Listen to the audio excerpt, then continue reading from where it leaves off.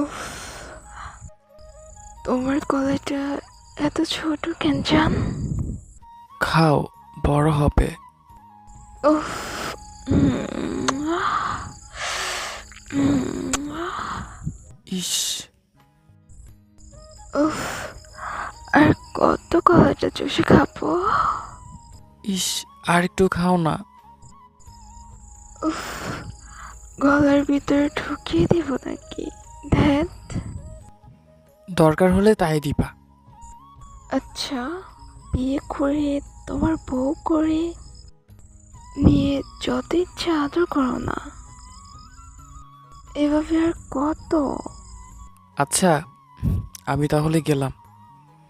মেয়েটি আর কোনো কথা বাড়ালো না। খুব রোদ আর গরম লাগছিল, তাই দুজন যে যার বাড়িতে চলে গেল। পরদিন আবারও দুজনে দেখা করলো। বাবু, তোমার কি হয়েছে? কই, কিছু না তো। না, কিছু একটা হয়েছে তোমার। আজ কয়েকদিন ধরে দেখতেছি তুমি আমাকে এড়িয়ে চলতেছ। আগের মতো কথাও বলো না, দেখাও করতে চাও না। আমায় বলো প্লিজ, এমন করছো কেন তুমি? না, আমার কিচ্ছু হয়নি। প্লিজ, আমাকে একটু একা থাকতে দাও। মানে কি বাবু, এটা কি বলছো? মানে আবার কি? আজ থেকে আমাকে আর ডিস্টার্ব করবা না। আমি এখনই তোমার সাথে ব্রেকআপ করব। তুমি কি পাগল হলে নাকি? যে অহনাকে ছাড়া তুমি এক মুহূর্ত থাকতে পারো না, আজ সেই অহনাকে তুমি দূরে সরিয়ে দিতে চাইতেছ? বাহ হিমু, বাহ। আমি তো তোমাকে ছাড়া থাকতে পারবো না।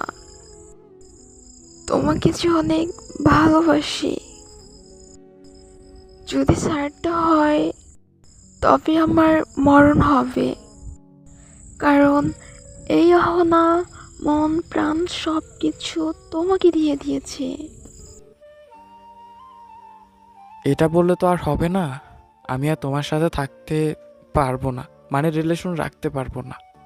আর তোমার তো কোনো ক্ষতিও আমি করিনি, তাই না? সুতরাং এখন থেকে সব কিছু বাদ। এরকম করে বলতে পারলা? ক্ষতি করনি মানে?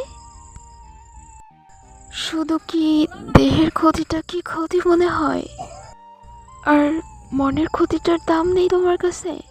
বাহ হিম, তুমি যে এমনটা করবা আমার কখনো জানা ছিল না।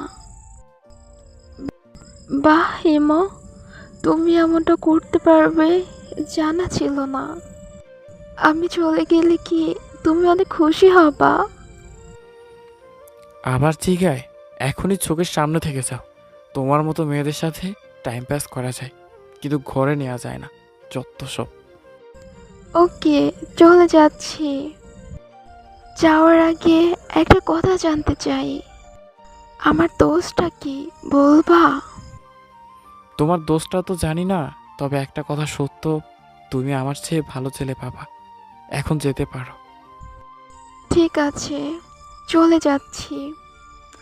আর শোনো, তোমার চেয়ে ভালো ছেলের আর দরকার নেই। আসি। ওকে, আসো। যখনই অহনা যাহার জন্য পা বাড়ালো, ঠিক তখনই হিমু তার হাতটা ধরলো। হাত ছাড়ো, লাগছে তো। আচ্ছা, আর কি? আমার সাথে তো রিলেশন রাখবা না, তো হাত ধরছো কেন? ছাড়ো বলছি, ছাড়ো। ছেড়ে দেব? হুম, ওকে ছাড়লাম। এই বলেই অহনাকে টেনে বুকে জড়িয়ে নিল হিমু। অহনা কেঁদে চলছে। হিমু অহনাকে আর শক্ত করে জড়িয়ে ধরল। অহনা ছোট বাচ্চার মতো কেঁদে চলেছে।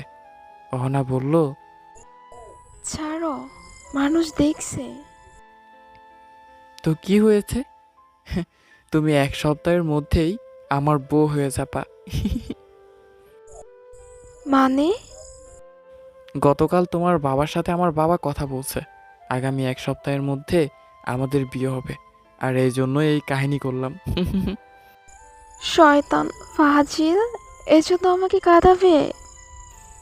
সরি ময়না পাখি, আসলে তুমি যে আমায় এতটা ভালোবাসো আমি তো জানতামই না।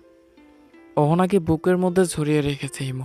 অহনা কান্না ক্রমাগত বেড়েই চলেছে, তবে এটা সুখের কান্না। গল্পটি কেমন হয়েছে সে নয় কমেন্টস করে জানাবেন। আল্লাহ হাফেজ।